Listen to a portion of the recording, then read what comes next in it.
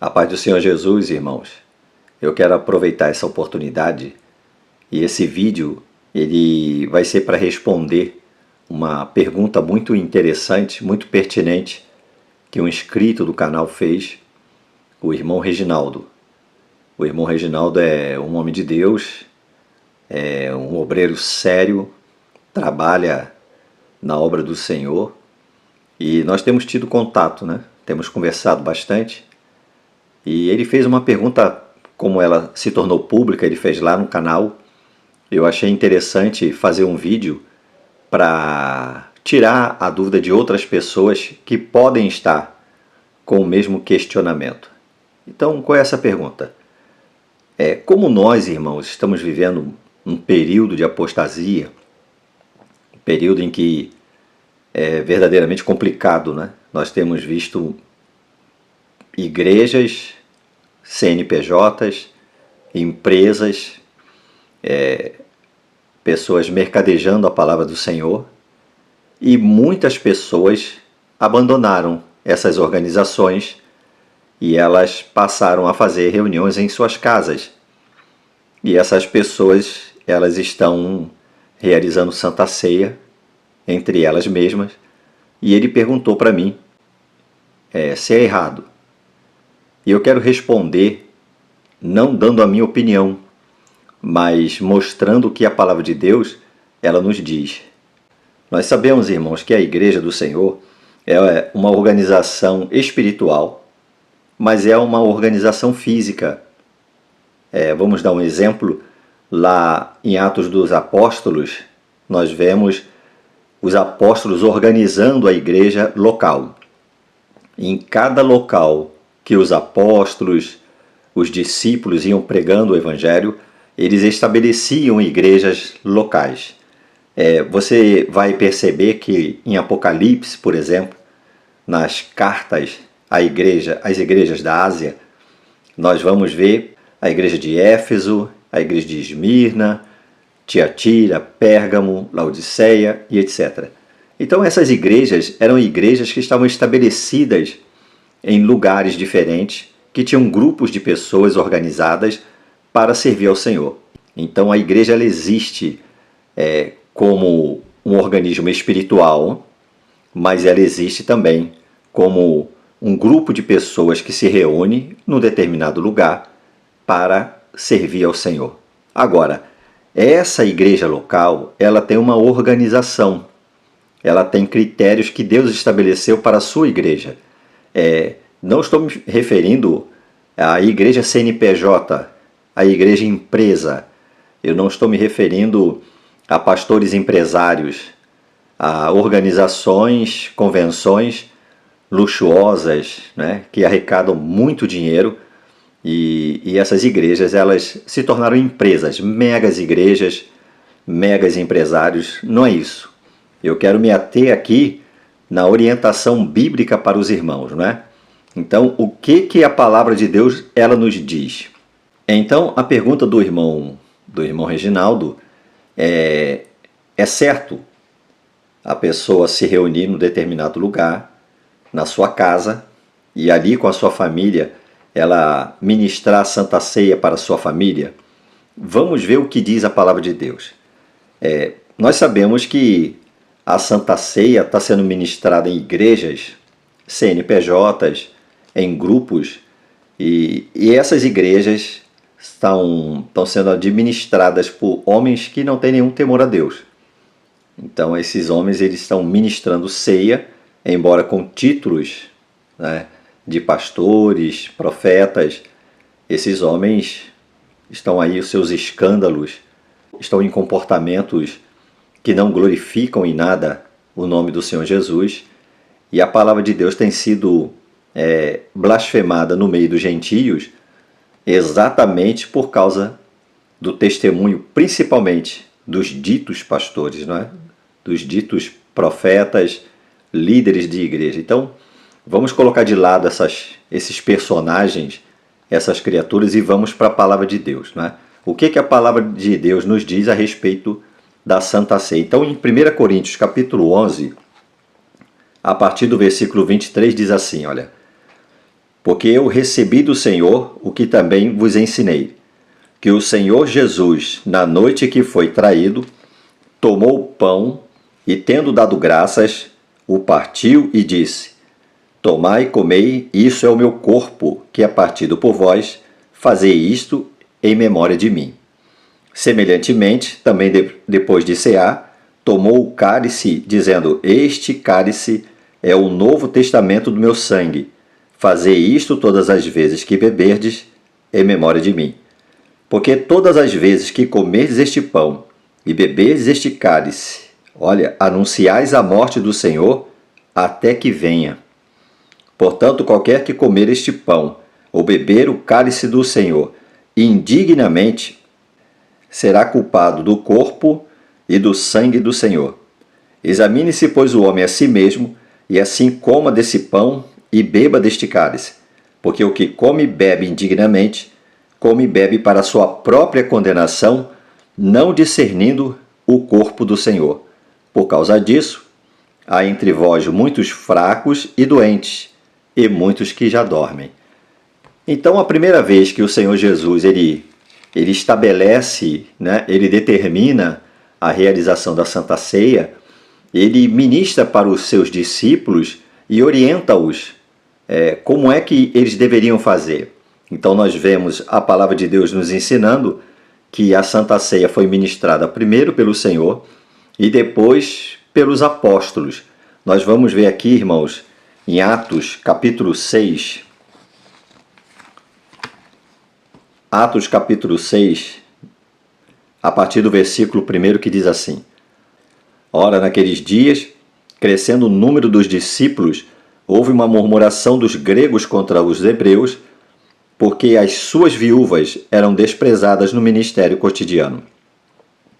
E os 12, convocando a multidão dos discípulos, disseram: Não é razoável que nós deixemos a palavra de Deus e sirvamos às mesas. Escolhei, pois, irmãos, dentre vós, 7 varões de boa reputação, cheios do Espírito Santo e de sabedoria, aos quais constituamos sobre este importante negócio. Olha lá o versículo 6. E os que apresentaram ante os apóstolos, e estes, orando, lhe impuseram as mãos. Houve ali a seleção daqueles 7 varões. Eles deveriam cumprir alguns requisitos, e esses requisitos eram requisitos espirituais. E quando foram apresentados diante dos apóstolos, os apóstolos impuseram as mãos e fizeram a oração.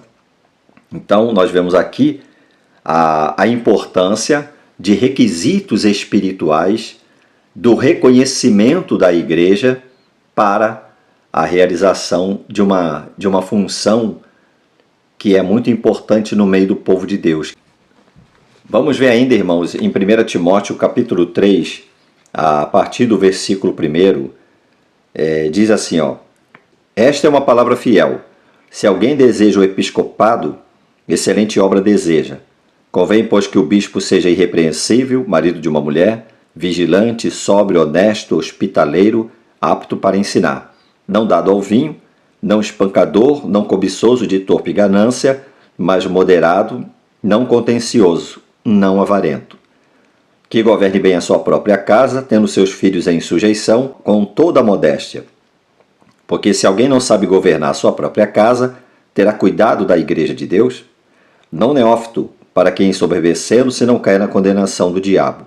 Convém também que tenha bom testemunho dos que estão de fora, para que não caia em afronta e no laço do diabo. Da mesma sorte os diáconos sejam honestos, não de língua dobre, não dados a muito vinho, não cobiçosos de torpe ganância, guardando o mistério da fé e uma pura consciência. E também estes sejam primeiro provados, depois sirvam se forem irrepreensíveis. Então esses homens deveriam ser o quê? Primeiro provados e servirem se forem irrepreensíveis. Então existe, irmãos, uma exigência da palavra de Deus, alguns requisitos importantes para que a pessoa exerça o ministério pastoral e o ministério do diaconato, não é? Veja, irmãos, a mesma coisa os irmãos vão encontrar lá em Tito, no capítulo 1, versículo 5 ao versículo 9.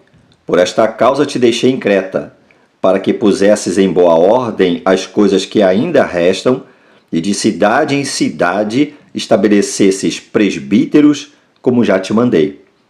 Aquele que foi irrepreensível, marido de uma mulher, que tenha filhos fiéis, que não possam ser acusados de dissolução, nem são desobedientes. Porque convém que o bispo seja irrepreensível como dispenseiro da casa de Deus, não soberbo, nem iracundo, nem dado ao vinho, nem espancador, nem cobiçoso de torpe ganância, mas dado à hospitalidade, amigo do bem, moderado, justo, santo e temperante, retendo firme a fiel palavra que é conforme a doutrina, para que seja poderoso tanto para admoestar com a sã doutrina, como para convencer os contradizentes.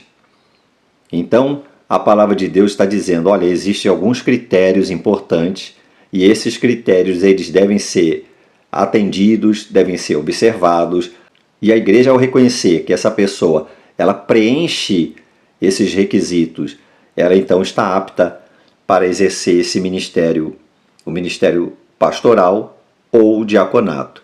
Agora, vamos ver aqui em Filipenses, capítulo 1, versículo 1. Filipenses, capítulo 1, versículo 1 diz assim, olha, Paulo e Timóteo, servos de Jesus Cristo, a todos os santos em Cristo Jesus, que estão em Filipos, com quem? Com os bispos e diáconos. Observa, irmãos, que a igreja de Filipos estava com os bispos e os diáconos. Olha o que diz aqui, irmãos, em Atos dos Apóstolos, no capítulo 20, aqui no versículo 28. Olhai por vós e por todo o rebanho sobre que o Espírito Santo vos constituiu bispos para apacentardes a igreja de Deus, que ele resgatou com seu próprio sangue.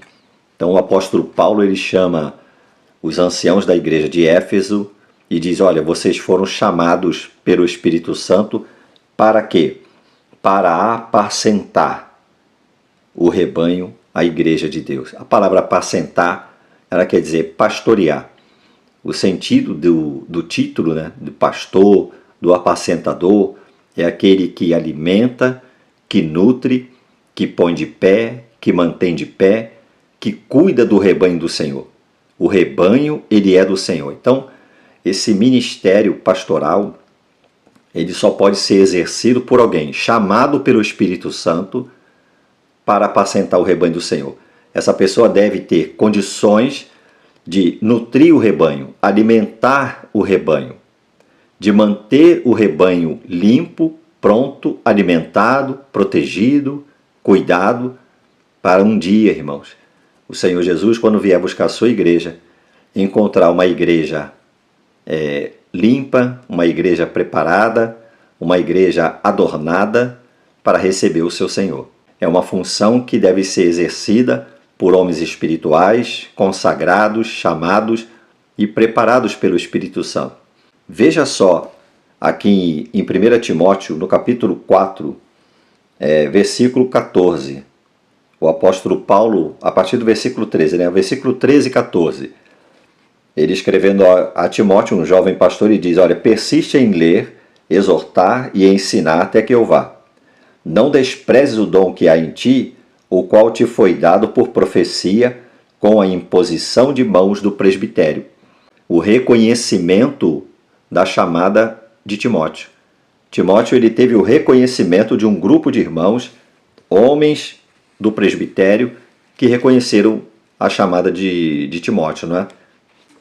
Aqui em Atos dos Apóstolos, no capítulo 13, diz assim, ó, e na igreja que estava em Antioquia havia alguns profetas e doutores, a saber, Barnabé e Simeão, chamado Níger, e Lúcio Cirineu, e Manaém, que fora criado com Herodes o tetrarca e Saulo.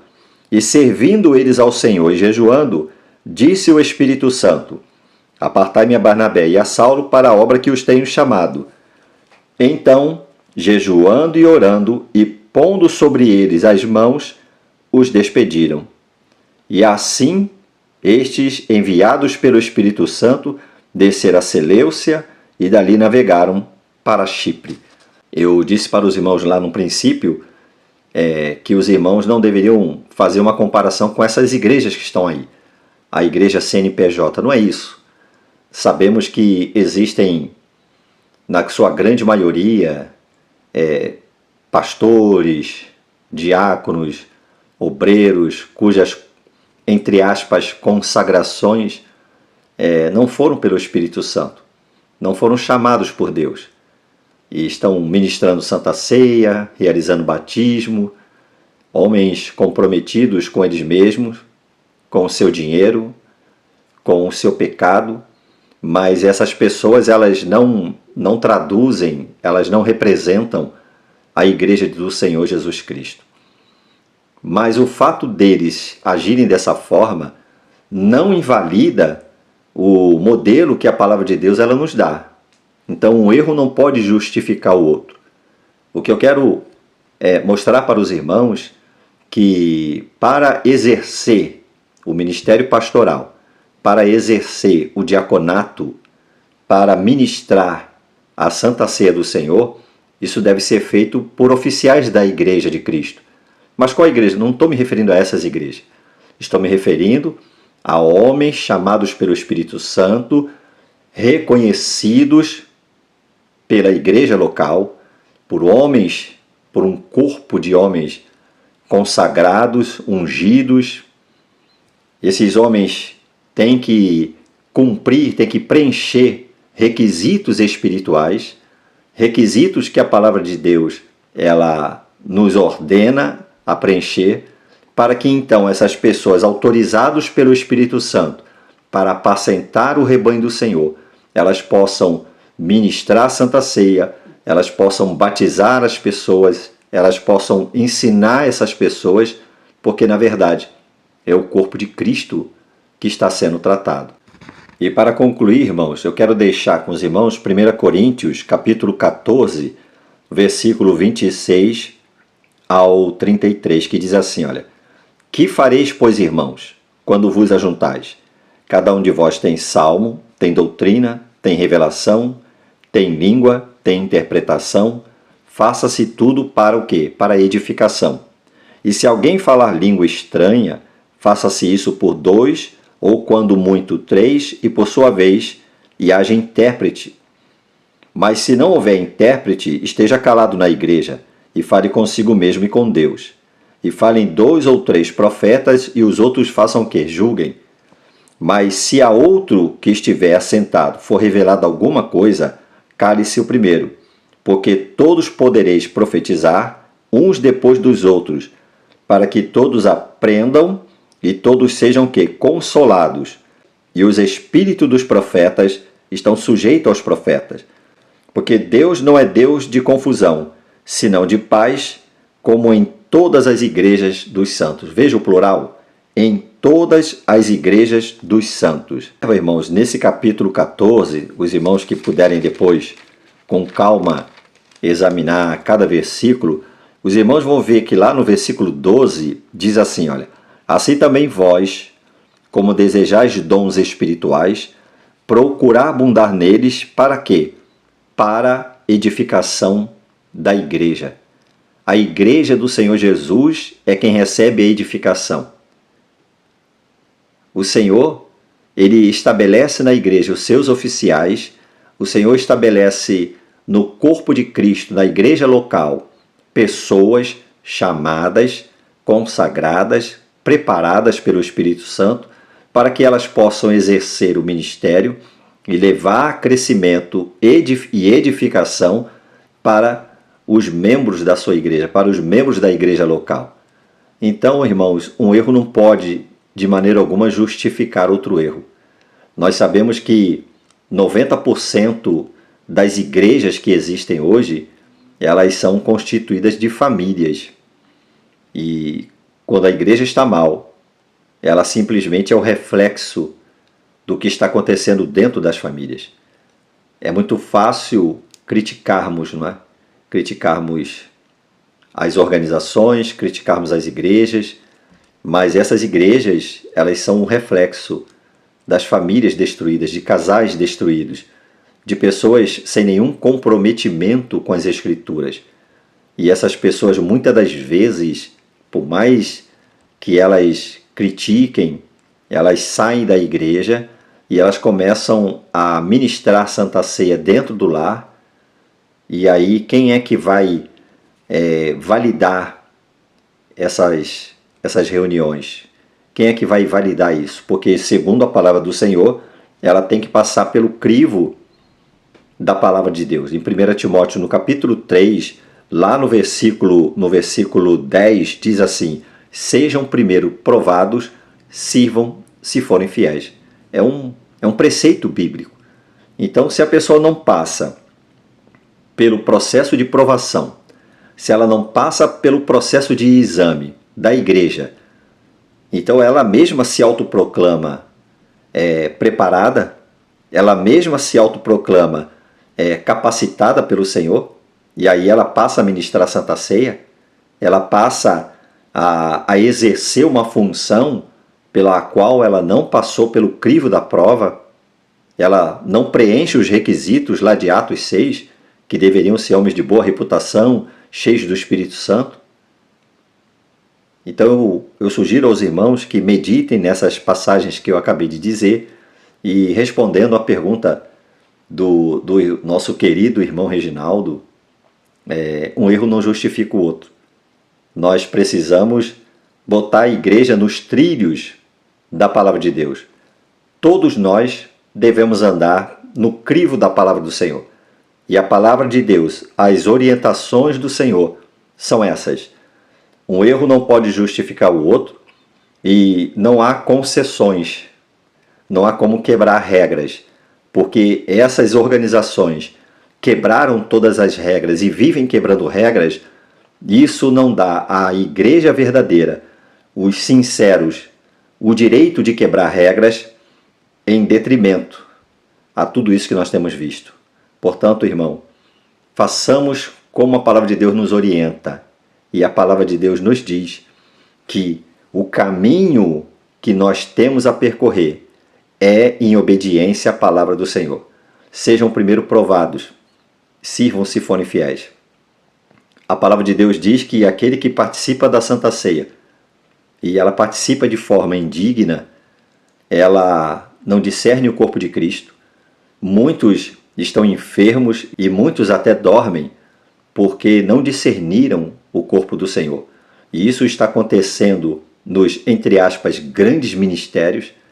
Isso está acontecendo naquela casinha mais simples, onde as pessoas, por ignorância, estão ministrando Santa Ceia sem ter tido a chamada para essa função.